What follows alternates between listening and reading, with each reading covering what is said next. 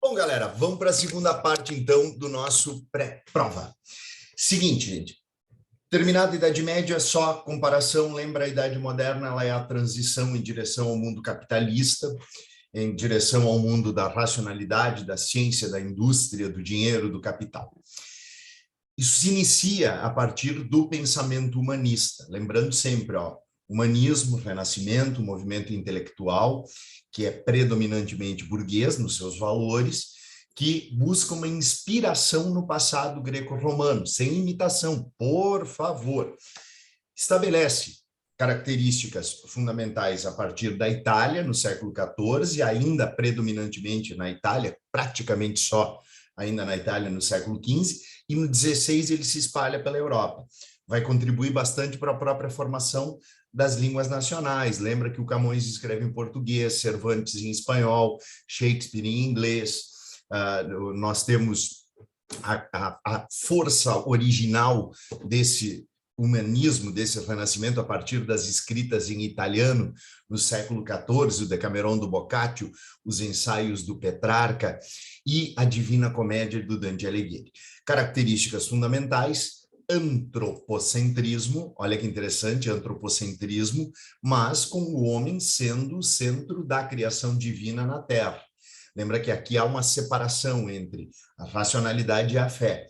Há muito mais coisas entre o céu e a terra do que pode conceber a nossa vã filosofia. Então, se usa a fé para a ascese espiritual, mas se usa a experiência humana, a racionalidade, a capacidade de raciocínio do homem como os elementos capazes de levar à compreensão do mundo natural. O mundo natural é o reino criado por Deus para o homem. E a partir dali, antropocentrismo, naturalismo, racionalismo, cientificismo, tudo isso aparecendo, inclusive, na aplicação que os artistas faziam desses conhecimentos adquiridos nas próprias obras de arte, com as técnicas de profundidade, a luz e sombra, as pinturas em perspectiva. Bom, acompanhando isso, nós tivemos a Revolução Científica do século XVII e século XVIII,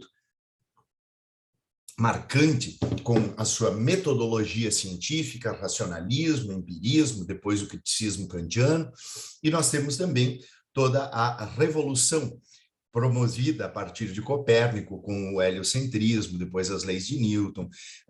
e aí, nossa, Galileu Galilei, Johannes Kepler, os movimentos da Terra, tudo isso dentro dessa revolução científica, que foi acompanhada de uma evolução muito grande na tecnologia, com o surgimento do micro e do macroscópio, por exemplo, e também com essa tecnologia aplicada diretamente na própria capacidade de produção. Foram justamente essas pesquisas cada vez mais de viés científico que viabilizaram a industrialização. A Idade Moderna também se caracteriza pela revolução comercial promovida pelas grandes navegações, colonização da América espanhola, da América portuguesa, da América inglesa, francesa. Não se esqueçam que na colonização da América espanhola houve predominantemente a utilização da mão de obra indígena, sistemas de mita individual, temporário, e encomenda, o coletivo, certo? Mineração era a base das atividades econômicas, economias subsidiárias nas proximidades e economias de agroexportação, inclusive com o uso de mão de obra escravizada africana na região do Caribe e norte da América do Sul. Mas lembra que a estrutura social da América da colonial espanhola tinha os chapetones, que eram os espanhóis que vinham para cá para administrar, a elite crioula, uma massa populacional de mestiços, brancos pobres, depois indígenas e os escravizados africanos na base, certo? Bom, muita força do catolicismo, lembra que esse primeiro colonialismo europeu, ele tem a legitimação da própria ideia da cristandade. Agora, em termos comerciais, a Europa passou a ser o centro do mundo, todos os produtos oriundos da Ásia, da África, da América, tinham como destino final a Europa, o que acabou viabilizando uma acumulação primitiva de capitais no continente europeu. E, inclusive, fortemente identificada, tanto para fortalecer o absolutismo monárquico, consolidar os Estados nacionais, como também a própria política econômica desses Estados nacionais, que é o mercantilismo, né? O absolutismo foi a grande característica política desse período de transição. Nós passamos a ter, em vez de autoridade, que nós vimos lá no vídeo passado, do Papa com autoridade universal, nós passamos a ter não mais apenas o Sacro Império, aqueles reis que reinavam, mas não governavam, mas a consolidação das monarquias nacionais absolutistas, as mais clássicas, a de Portugal, com a dinastia de Avís, a Espanha dos Habsburgos, a França dos Bourbons, a Inglaterra, depois da Guerra dos 30 Anos, com os Tudors, Henrique VIII, ato de supremacia, Elizabeth, a Rainha Virgem, depois já as revoluções contra os Stuarts no século XVII. O absolutismo monárquico representava exatamente essa característica de que um rei ele tem todas as pessoas no seu estado como súditos. A nova relação não é mais de suzerania, de vassalagem, não, é de soberania e subordinação. Só que dentro do absolutismo monárquico, nós temos a sustentação ainda de algumas características herdadas, tanto do período medieval, quanto também algumas tradições da própria política já da Idade Moderna, como comprovam ali teorias como a do absolutismo defendido por Maquiavel, o contratualismo absolutista de Thomas Hobbes, e aí ainda a mentalidade da teoria do direito divino, Jean Bodin, Jacques Bossuet.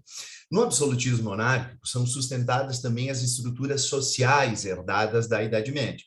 O clero, o alto clero e a alta nobreza continuam privilegiados, é uma sociedade hierarquizada. E aí o terceiro estado era formado pelo povo, liderado pela burguesia, sobretudo a mercantil, mas artesãos, manufatureiros, trabalhadores braçais, trabalhadores livres, camponeses. Há ainda também muita servidão na Europa, ela progressivamente vai desaparecer, mas na maior parte dos países, a Inglaterra um pouco antes, mas na maior parte dos países na virada do século XVIII e ao longo do século XIX. A Rússia, por exemplo, só acabou com a servidão na década de 1860, certo? Bom, e o absolutismo, ele apresenta a sustentação da corte, é o início da diplomacia, as guerras já começam a ter a caracterização dos interesses nacionais, tanto é que nós vimos a Guerra dos 100 Anos, e durante a Idade Moderna nós tivemos uma guerra que envolveu a Europa inteira. Ela tem razões religiosas, sim, a Guerra dos 30 Anos, entre 1618 e 1648, ela tem uma motivação do Papa, o imperador do Sacro Império, a Espanha e o Sacro Império vinculados aos Habsburgos, defendendo o catolicismo, mas o avanço do protestantismo naquelas centenas de reinos germânicos, o calvinismo identificado bastante na região da Suíça e nos Países Baixos, o anglicanismo, e a França, que era uma nação católica, que já estava vivendo a tolerância religiosa herdada do Edito de Nantes, a França ela vai lutar ao lado dos protestantes contra os Habsburgos pelos seus interesses de Estado. Tanto é que a vitória desses grupos contra os Habsburgos na Guerra dos 30 Anos faz com que, a partir da Paz de Westfália, o primeiro grande sistema de paz internacional, que decide a ideia de soberania das nações em seu território e demarcação de fronteiras, depois disso a França se torna a nação mais poderosa da Europa, representando exatamente a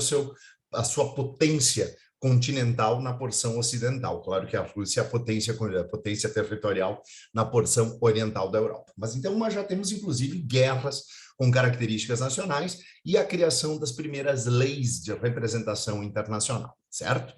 Bom, além disso, nós temos também a política econômica mercantilista, a forte intervenção do Estado na economia, a criação de companhias privilegiadas de manufaturas e de comércio, o protecionismo alfandegário, o objetivo de obter uma balança comercial favorável e acumular metais preciosos. Forte intervenção do Estado, um sistema de monopólios, um sistema de privilégios, não é um sistema de liberdades. E aí nós temos mais uma coisa importante, que é justamente a diferenciação dos tipos de mercantilismo. Os espanhóis, por exemplo, têm o metalismo ou bulionismo, que encontraram uma quantidade enorme de ouro e de prata aqui na América. Portugal vai fazer o seu sistema de plantation predominante, tanto no açúcar quanto depois no algodão, e mais tardiamente, aí já não mais Portugal, e sim o Brasil, com o café. Bom, mas nós temos também o comercialismo dos holandeses e ingleses, o cameralismo das regiões germânicas e o industrialismo, que é o colbertismo, as indústrias de luxo da França.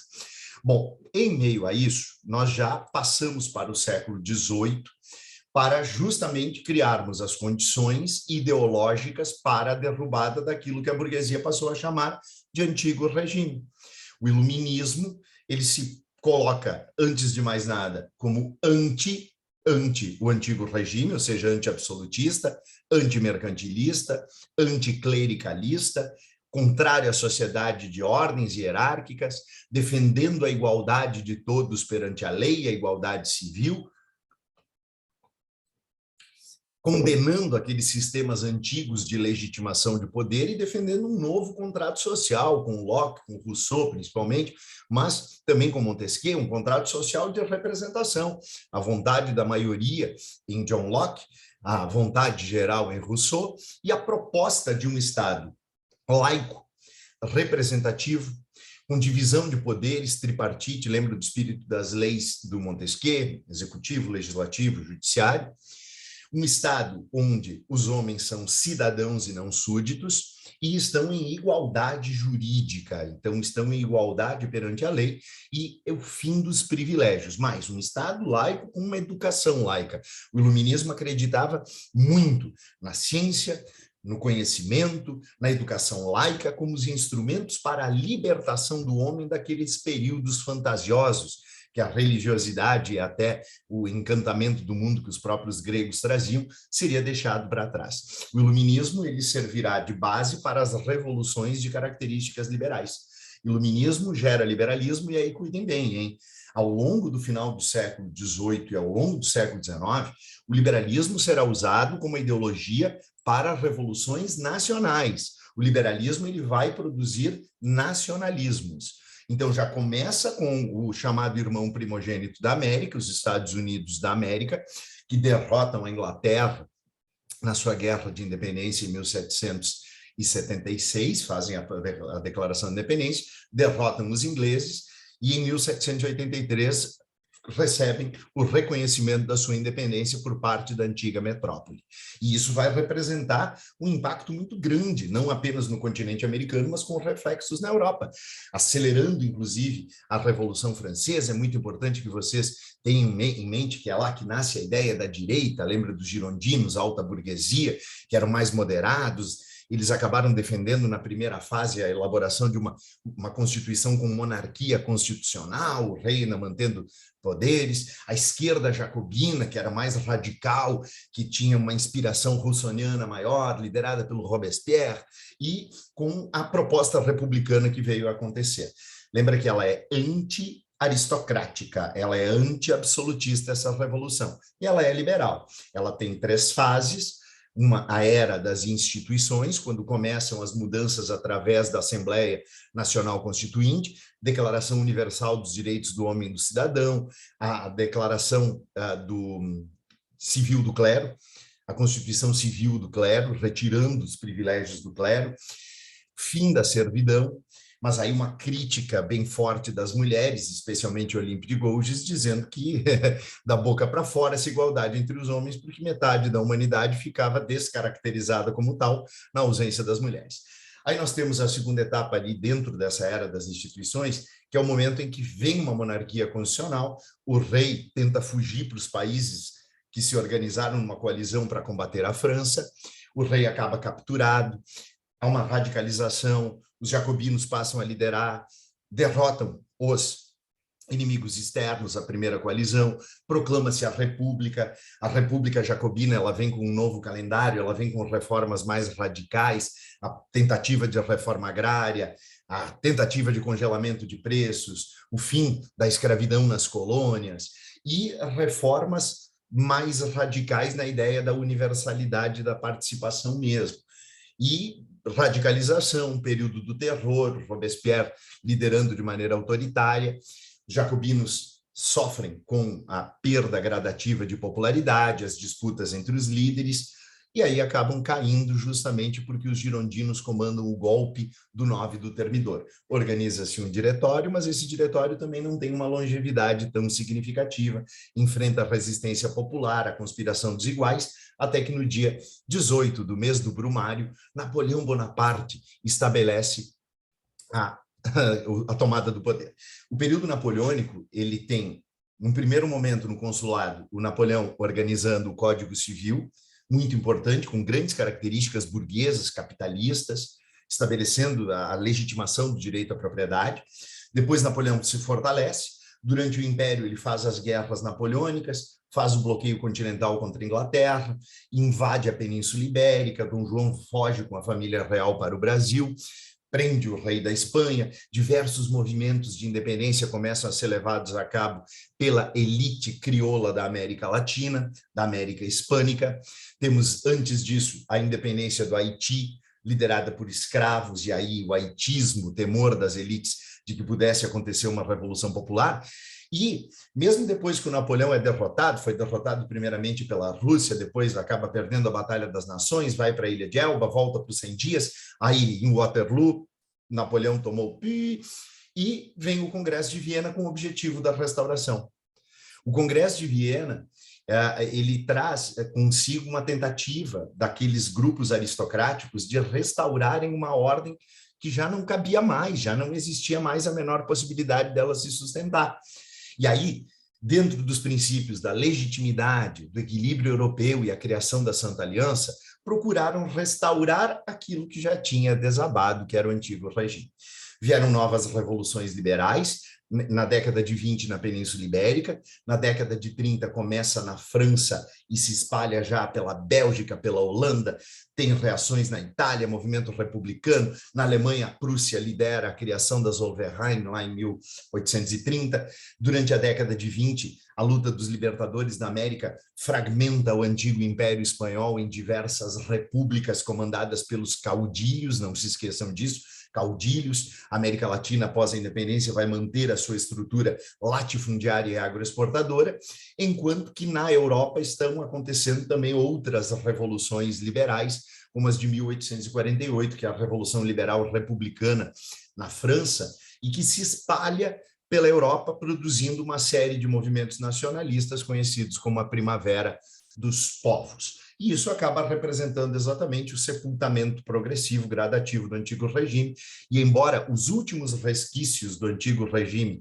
só desabem no final da Primeira Guerra Mundial, com a queda do czarismo russo e o fim do Império Austro-Húngaro, o poder dos Habsburgos, já em 1870 nós temos as unificações tardias da Itália e da Alemanha, na Itália conduzida pelo reino do Piemonte e Sardenha, formando uma monarquia, tem treta com o Papa, lembra que o Papa faz a questão romana, e o Papa só vai reconhecer o primeiro governante italiano justamente naquele crápula, que é esse demônio aqui, que é o Benito Mussolini, de desgraça que nós vamos ter que saber bastante. Por outro lado, é um período em que nós temos a Revolução Industrial se consagrando na Inglaterra. Lembra que a primeira Revolução Industrial, ela é têxtil, portanto, ela usa a lã e o algodão como principais matérias-primas, o carvão é a principal fonte de combustível, e aí a Inglaterra se torna uma potência econômica, sobretudo a partir da primeira metade do século XIX. Trenza e barcos a vapor, esse é o momento da Revolução Industrial Inglesa, precedida por aqueles cercamentos dos campos, fim das áreas comunais, separação desses trabalhadores dos meios de produção, vem uma miserabilização das condições de vida da classe operária, e aí nós temos leis dos pobres, como a criação das workhouses, os primeiros movimentos operários se estabelecendo de uma maneira violenta, espontânea, ludismo, depois já começam a se organizar as trade unions,